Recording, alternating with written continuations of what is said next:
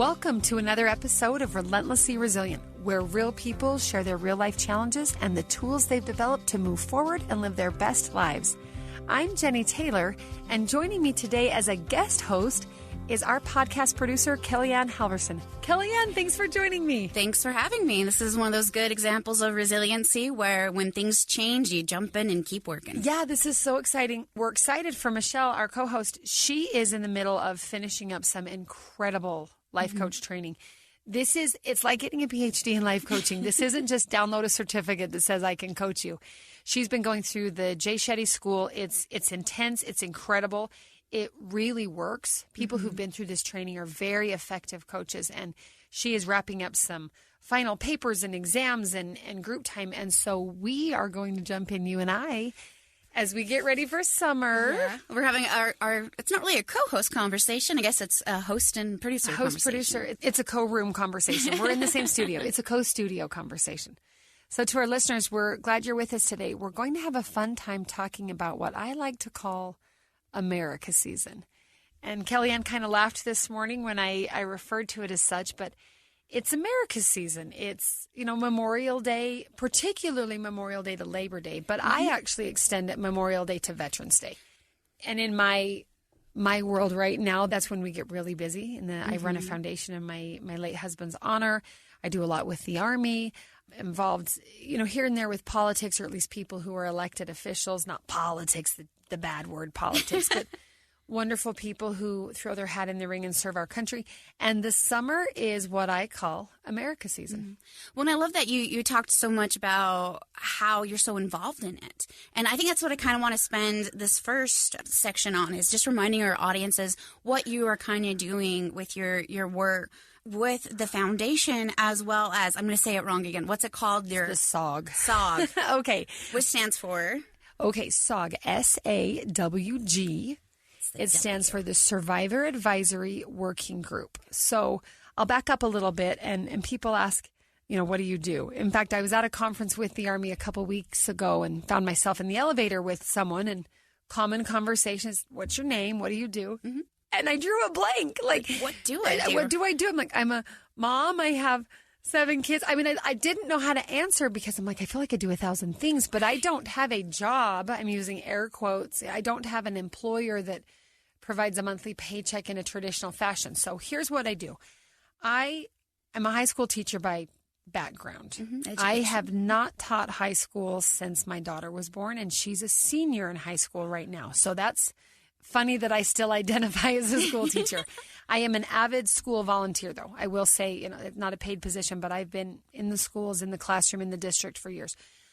When my husband passed away, life flipped upside down in lots of ways. And one of the biggest ways has been maybe not the work I do. Again, work being different from a job. We all do work, whether you have a job or not. About a year after my husband was killed, the Army reached out to me and asked if I'd consider serving as what's called a CASA. Army's full of acronyms. CASA, C-A-S-A, Civilian Aide to the Secretary of the Army for the state of Utah. So in that position, I'm technically a special government employee, SGE, special government employee, but it's it's a volunteer position. I'm a liaison between the Secretary of the Army in the Pentagon and all things Army here in Utah. That's a fairly broad job description, but it just means I have the opportunity to try to support the Army here in the state, a lot with recruiting, retention, families, casualties when there are fatalities. That's the hardest part of the job. But that, separate from the CASA position, I was asked to apply and serve on what's called the SAWG. Now, the SAWG both of these are very Army-specific programs, but similar programs exist in the Marines, the Navy, the Air Force. Yeah. The military sometimes gets a bad rap of being so big and so separate from its people that there's probably some truth to that. Making changes is like turning the Titanic around. Unwieldy. Sure. Yeah. And it's huge. But everyone that I've met and worked with in these two capacities, when you get to those super senior levels of leadership, I found them to be very wonderful, compassionate people. They might be disconnected. They might be unaware. They might not know from the Pentagon what's happening in a National Guard unit here in Utah. But when things are brought to their attention, I have found them to be genuinely compassionate and considerate, and then affecting change. Sometimes literally to make a change in Army policy requires an act of Congress. That's not easy to do. So the SOG is specific to survivors in the Army. It's a working group with the Chief of Staff of the Army. And so for those who don't understand Army leadership super well or not familiar with it, in the military, there's an enlisted side. You can be an enlisted private or a sergeant first class. And then there's an officer side, lieutenant, captain, major, up to general, all those things. And then in our government, we have the cabinet side for like the president's secretary of such and such. Mm-hmm. So in the Army, we have a senior enlisted guy. He's called the sergeant major of the Army. We have a senior officer, the chief of staff of the Army. And then we have the secretary of the Army that's not in the uniform, but serves as the president's cabinet member over the Army. So it sounds similar to like those checks and balances. People have different responsibilities to keep. And I like that. I always liken it to PTA because that's the world I live in. And there we go. The PTA has teachers, and the PTA has parents, and the PTA has principals, and you're kind of working together. You're bringing different vantage points, right? Awesome. And you're trying to see things from different vantage points. And again, sometimes the bigger the organization, the harder to have a real intimate vantage point. Mm-hmm. So on this working group, I go to Washington, D.C. twice a year and have monthly virtual meetings to specifically talk about issues survivors in the military face. A lot of paperwork in the military. There's a lot of paperwork to being a widow, whether you're in the military or not, but particularly if you are in the military. So it's been a great opportunity. It's opened my eyes quite a bit to the difficulties. It's easy when you face a tragedy or when your life doesn't go as planned to be like, oh my gosh, my life is so hard. Woe is me. It's only me. And then you meet somebody else and you're like, oh, okay, never mind. Right? Mine's not so bad. I'll hang out here. You know, there's a good friend of mine, a woman I know whose husband was also a major in the Army, and he was in Afghanistan. And he was killed by, in fact, we've interviewed her, Tracy Volke, killed in a rollover accident. It wasn't a combat something. And then you have those where the soldier is wounded and you think they might make it and then they don't make it, or they do make it and now they're physically incapacitated for the rest of their lives. Or you have, you know, the hardest one I ever met was Army son, a Gold Star son, Gold Star meaning his father was, a military casualty. Yeah. But here's the interesting thing. I met him at the White House. It was Memorial Day time of 2019, pre-COVID, immediately post Brent's death. So very raw, very fresh. And again, you run into people at these events, and after the ceremonial portions, you make small talk. And he asked what had happened. I said, well, my husband was killed in Afghanistan, and 5-6 months ago. And he looked at me with real serious eyes, and he said, well, at least you got your husband back. And I looked at him like, dude, I just told you my husband died in Afghanistan and didn't come home. Like in my own grief and pain, I was kind of like, oh my gosh, you just didn't hear what I said. Mm-hmm. But he continued to tell me 50 years ago, his father went missing in Vietnam and still has not been found. The body has not been found. They presume him deceased, but they didn't get anything back. And so, again, sobering opportunities, wonderful opportunities, eye-opening opportunities. And to be honest, it's opportunities I never thought, well, first one, I didn't know they existed. I never thought I'd be the one serving in the Army. Mm-hmm. And even though I'm not in the Army, I'm serving in the Army. You're serving, yeah. And it feels like it's a unique continuation. That's important to be seen. It's a continuation of the legacy of my husband's service. And his legacy was a continuation of the legacy of hundreds of thousands of people before him. And I love what you just mentioned, and maybe we'll close this segment with this. I want all of our listeners to hear what you said about unique perspective. Yeah. And I want each listener to think about their unique qualifications. When I was first asked to serve either on that SOG or as a CASA, I'm like, I'm not qualified. A lot of my counterparts, especially the CASA world, is retired generals, retired CEOs, older, more seasoned individuals with lots and lots of influence and money and things I don't have. And I really grappled with it when they first called me, and I was still overwhelmed and in shock, and driving around one day and had a moment of clarity that for me it was, me and my maker, my higher power. Mm-hmm. It's kind of me, a conversation with God in my head. And the words that came into my mind were uniquely qualified. Yeah. I'm not comparably qualified. I'm not overly qualified. I think I'm underqualified. But what matters most is I could be uniquely qualified. I have a unique background, a unique perspective. I come as the mom of military kids. I come as a survivor of someone who died in the military. I come as someone from a state out west where we don't have really gigantic, we have Hill Air Force Base, but we don't have Fort Bragg and Fort Benning.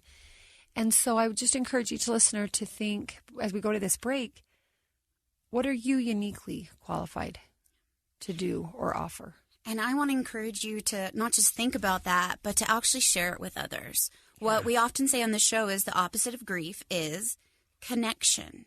Finding a safe place to share your story is going to help you to overcome, and you're going to find that you're not alone. Just like you found you're not alone. You'll find people all around you have it much, much worse. And you'll find that people all around you have unique experiences. Yeah. And yours doesn't have to be better or worse or harder or easier. Let it be unique, and let your unique path qualify you in unique ways to uniquely be able to give back. So let's think about that. Unique ways, unique connections. Okay, we'll be right back.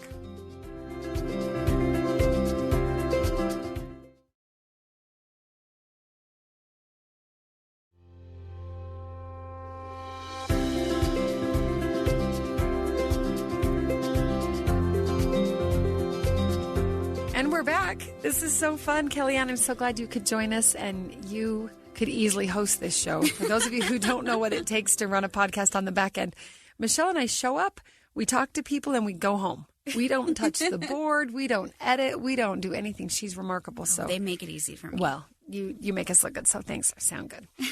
So here we are. I've mentioned some of that military work that I've been able to do, and it's been really life-changing. And then another opportunity that I've had, that I've stumbled upon, as we so often do when life falls apart, we stumble, and hopefully we stumble upon. I love that. Something. Stumble upon. What did I stumble upon? Well, my husband died shortly before his 40th birthday, and I very much wanted to have a 40th birthday party like most people. I mean, 40 is a big deal, right? For one thing, it's old. For another thing, it's coming for a lot of years, and so my husband had been deployed when he turned 39. And the Afghans threw him a birthday party, and that was so fun. I'm like, we are going to throw you a birthday party when you get back. And I had it all planned in my head, and he was the mayor. And during the deployment, a lot of people had helped us. So I'm like, we need to invite the whole city and tell them thank you. And it's just going to be this expression of gratitude. And then he died. And then even more people helped us. And the gratitude grew even more. And that darn date on the calendar came. Like it's going to be his birthday. And I had a party plan, and then it's that poor me. It didn't go as planned. What will I do? And then I just, again, another moment of clarity. We're going to celebrate anyway. In fact, we've got even more to celebrate now. We're not celebrating the fact that he's dead. We're celebrating that he lived. We're celebrating the wonderful people that have helped us. We're celebrating the freedoms we have because people like him through generations of time have been willing to die so that we can live. Right? So I'm like, we have so much to celebrate. So, and it goes back to what our American season is people, America season, patriotic, making a difference, willing to fight for our ethics, our beliefs, and to share that. And bigger than yourself. And it's right? bigger than yourself. Bigger than yourself. So here we're coming on. Brent Taylor was born on July 6th. Which is so fitting for the man that loved America. And he would always give his mom a hard time that she was 2 days late. I'm like, honey, you clearly have never been the pregnant woman. We don't actually, especially in 1979, it wasn't like scheduled inductions are what they are today. So plus who knew the man would grow up to love America so much?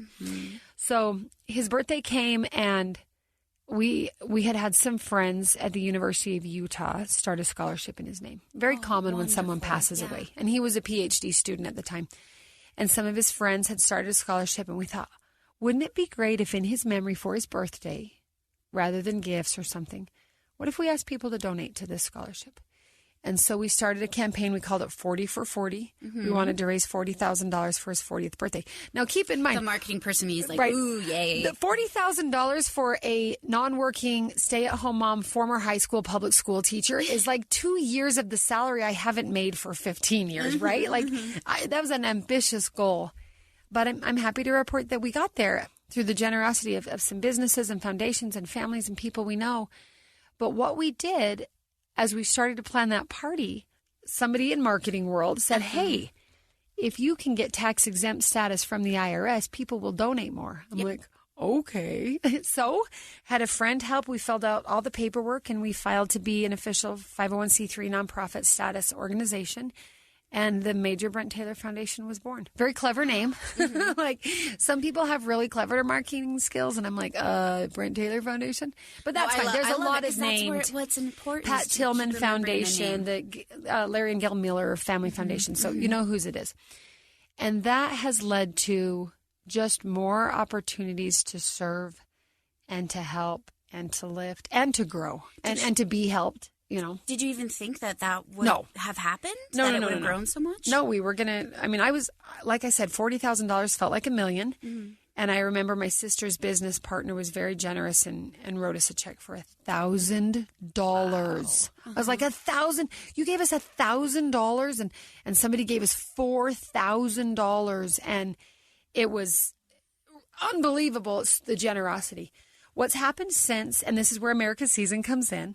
We've had some great opportunities. We've partnered with a group called Follow the Flag, and many of our listeners love them. We love them. It's the giant flag. It's the giant flag. And it warms our hearts. And it just reminds us that America's not all bad. So when Brent was killed, some of our friends in North Ogden called Kyle Fox, the founder of Follow the Flag, down in Pleasant Grove, Utah, about an hour or so away, and said, could we borrow your flag? It is funny. But they did. They borrowed the flag. Kyle and his crew came up. They hung that flag in North Ogden's Coldwater Canyon over Veterans Day, right after Brent died. It was such a huge hit in our community that friends in North Ogden said, Kyle Fox, thank you for lending the flag. We want to buy our own. We want to. Yeah. And so they bought their own, you know, just generous people in my community, all while I'm in this fog of grief. Now the Major Brent Taylor Foundation is the proud owner of that flag, and we still partner with Follow the Flag. We partner with another group called Honor the Hero. Honor the Hero is a bunch of mountaineering men and women who know how to get giant flags in canyons. I don't. I can own the flag. I can love the flag. I do not know how to rig. They'll take care of the logistics. Yes. There you go. And they're amazing, and it's a lot of guys from Weber County Search and Rescue, military, former military. Well, and there's a bit of a tool of resilience in there as well as letting other people do some of the work for you and with you. And that's a definite tool of resiliency, to recognize you don't have to be all things. You don't have to have all skills. And you don't have to do it all. In fact, the more you let other people help, the more beautiful. So I'm so glad you mentioned that. That's kind of the main hold of what we try to do now in the Major Brent Taylor Foundation.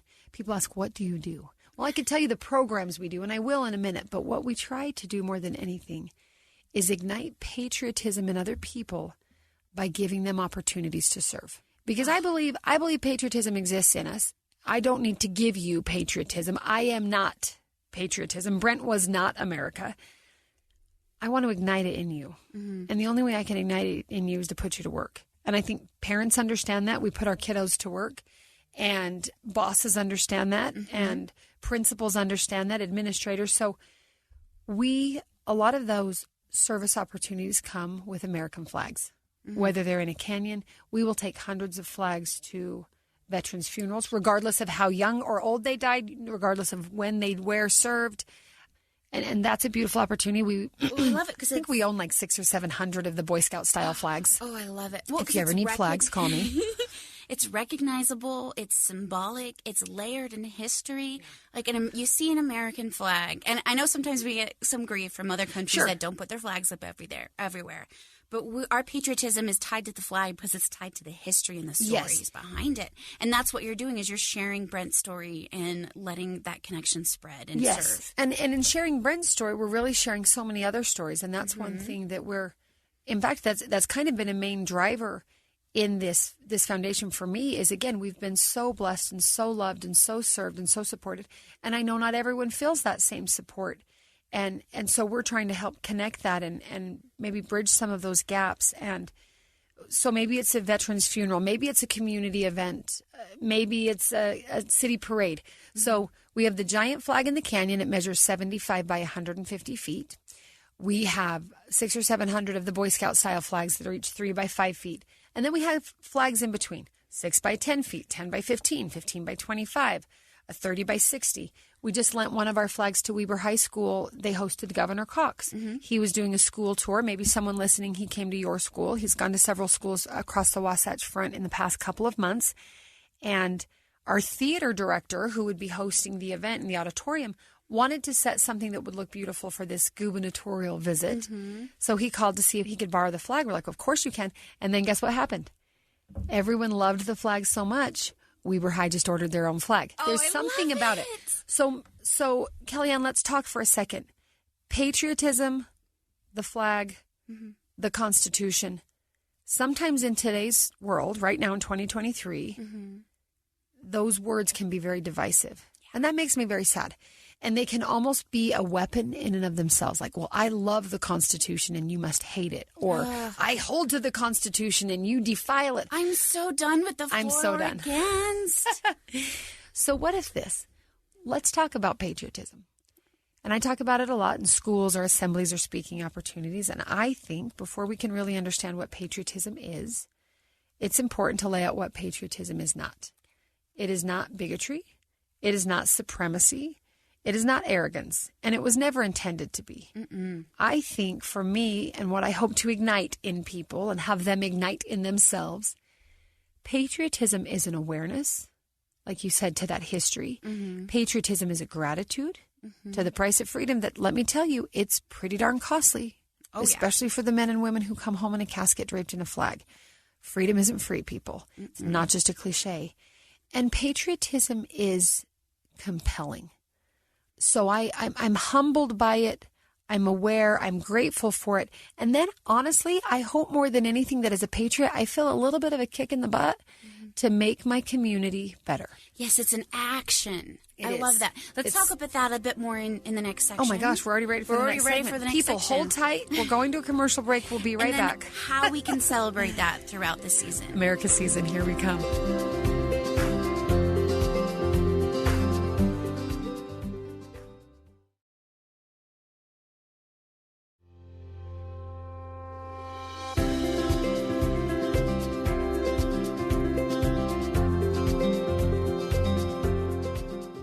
So we're back, and I just love what you just said about patriotism, how it's about gratitude, and our freedom isn't free. It's about history. It's about appreciation. And I love that you said that it's an action. I always think of, these positives that we get in our life. For me, it's the gospel of Jesus Christ. It's creative fandoms and stories that I love. I imagine like this big delicious cookie that I've been given, and I just love it so much. When you're a little kid and they just slobber all over it, what do? They hand it to you. Want a bite? They want you to experience yes, it. I want you to taste this. That's what I want. I want people to share these stories and to learn that. And part of that is patriotism. It is. It's patriotism. And again, patriotism is not an arrogance. Patriotism is an awareness, a gratitude, and an action. So let's look at that. If we're aware and we're grateful and we're acting, what can you do? Now, you mentioned history. People listening might say, oh, well, the history of America is so imperfect. And what about slavery and racism? And man, we have a lot of black marks in our history as a country. KellieAnn, if you and I were being super candid, we probably have black marks in our personal 100%. history. We learn from our families, our jobs. So I heard it was a couple years ago when I was brand newly in as a CASA, I was invited to an event up at Utah State where General Mattis was coming. He was a former Secretary of Defense, and he came to speak to students and other people at the university. And he went back to the original founding fathers' founding documents and the words, we the people, in order to form a more perfect union, right? We the people of the United States. So in order to form a more perfect union, and he focused on that phrase, and he said, in order to form a more perfect, not necessarily more perfect than everybody else, because let everybody else be more perfect too, please. We're comparing ourselves against ourselves. He focused on more perfect than we have been. And you can look at the history of our country through two different lenses.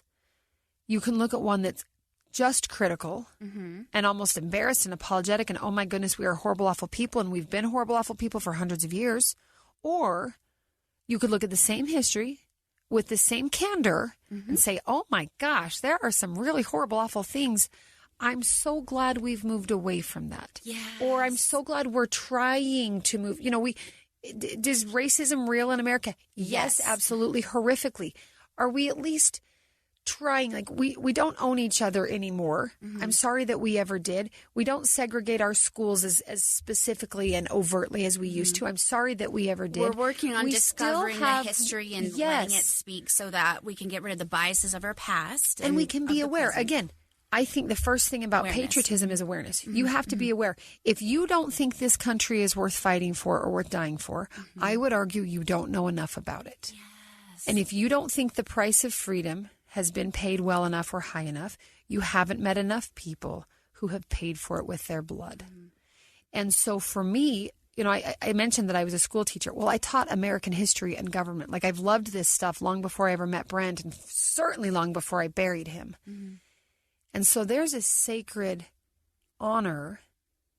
You know, you can say I run a foundation, I co-host a podcast, I'm a SOG, I'm a CASA, whatever. There is a reverence I feel to say, I am the widow of an American soldier. Mm-hmm. Like, I hate it. I hate the fact that he's dead. And yet, I remember those early hours right after he was killed. And maybe I've shared this before, I can't remember. He was killed on a Saturday. Sunday was a blur of well-wishing and press conferences and people and love and things. Monday morning, I got on a plane with 2 of my sons, and we went to Dover Air Base to do what very few Americans get to do. And I say get with great humility.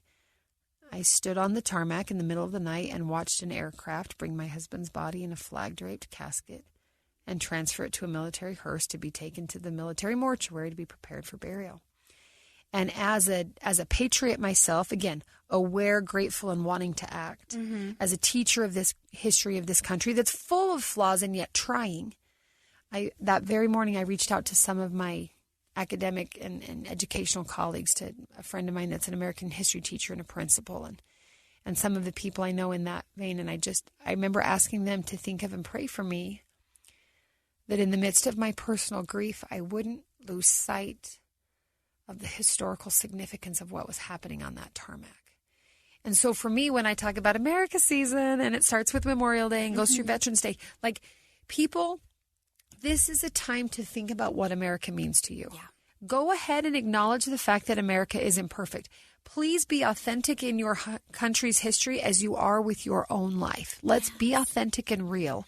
And let's not beat ourselves up forever over the past. Let's look for ways to move forward. So do what you can as an individual. You'd be surprised what you can do as just one little person. And don't feel like you have to, like, solve all starving children in Africa to make a difference. Start right now. Start in your neighborhood, your school, your home, your company.